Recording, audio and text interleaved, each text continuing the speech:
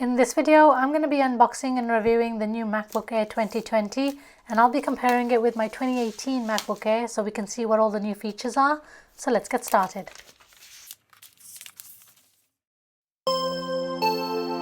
I decided to go with the gold this time since my previous models have always been either in grey or space grey, so I felt it was time for a change. Usually the laptops come with a little bit of charge time, but unfortunately mine was completely dead, so I had to connect it to power. In the box there is a 30-watt USB-C power adapter and a 2-meter USB-C charging cable. And if you guys are new to my channel, do consider subscribing. I bring out videos every week where I review household products and also some tech gadgets. When comparing the 2018 MacBook Air with the 2020 MacBook Air, there's no change to the outer case or by appearance or feel.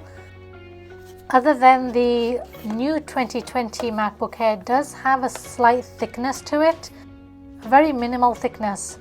So if you see here, the new MacBook Air measures at 0.63 inches, whereas the 2018 model measures at 0.61 inches. It's a very tiny change, but this also gives a little bit of added weight to the 2020 MacBook Air, where that weighs at 2.8 pounds, whereas the old one weighed at 2.75 pounds. And then we have the same dual Thunderbolt 3 USB-C ports and 3.5mm headphone jack. There's also been no change to the large Force Touch trackpad or the Touch ID fingerprint sensor in the top right corner of the keyboard. Let's move on to the revamped keyboard now, because this is one of the biggest changes. The new Magic Keyboard was so much more responsive when typing. Finally, Apple got rid of the butterfly switch and moved over to the scissor-switch keys. The butterfly keys were more flat with less space between them, so that just made typing a little bit more awkward. Taking a much closer look at it, you can see that the scissor-switch keys are slightly raised higher compared to the flat keys on the old 2018 MacBook. And luckily I didn't have any problems, but I did hear and read a lot about how the butterfly keys kept getting jammed or dirt was getting trapped underneath and it was making it impossible to use the keyboard properly. There are a couple of other noticeable features on the keyboard, the first being the addition of the globe key. This is grouped together with the function key. When you press the globe key, you can bring up the emoji keyboard, or you can change the language of your keyboard.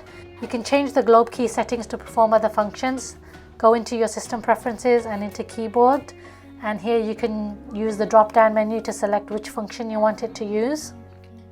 In addition to the scissor mechanism, the other big notable change to the keyboard is the return of the inverted T arrow keys. Apple got rid of these in the 2018 model by making them slightly larger, but I used to find that it was harder to distinguish these from the regular keys, and I often couldn't tell if I was using the shift button or the arrow button. So I think a lot of people are glad that they brought the inverted T arrows back.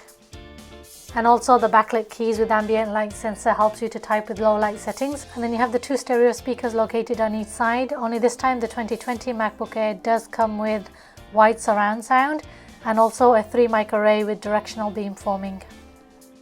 So overall on the keyboard this time things have been added rather than taken away, which is always a good thing. Taking a look at the display, my 2018 MacBook does have the Retina display that was introduced back then, but it doesn't have the True Tone display. That came in 2019. The 2020 model has both the Retina and the True Tone display, and you can see straight away the difference the True Tone display makes. If I max out the brightness on both of these, you can immediately see how the 2020 MacBook automatically makes adjustments to the color temperature of the screen. Moving on to performance, with the much talked about M1 chip, the new MacBook Air does give more faster and more efficient performance. So I tested it out using my Safari browser first to see how well it loads, with the 2020 responding much quicker, even though it is by a split second. I'm not going to go deep down into the technical specs or on how the M1 chip works. I'm going to leave that to the experts since they're getting paid to do that. But I did want to share very quickly a test run that I did on iMovie using a 5-minute video which contained video clips, audio and also background music. I wanted to see how much faster the Mac 2020 was compared to the 2018.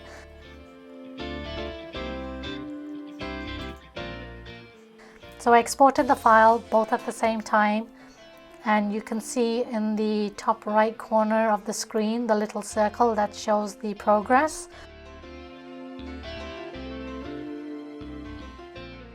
So if you see the new 2020 Mac, it's already completed the file. It took about 2 minutes to export a 5-minute video. whereas the 2018, it's still processing and it's not even halfway yet. So there is definitely a much faster response time in terms of processing and efficiency in the new MacBook Air. And I also want to mention the thermal efficiency feature that Apple created. So they created this fanless design using an aluminum heat spreader to get rid of the heat that generates. So there's no fan running internally trying to cool the laptop down. No fan means no noise. So especially when I would edit my videos in iMovie and I needed to do a voiceover, the fan would start running in the background and I couldn't just wait for the fan to stop running to continue my work. So I would have to keep doing my voiceover, and sometimes you could hear the sound of the fan running in the background. So I'm really glad that they brought this feature in. Unfortunately, Apple didn't give FaceTime an upgrade, especially considering all the work from home and web camera usage.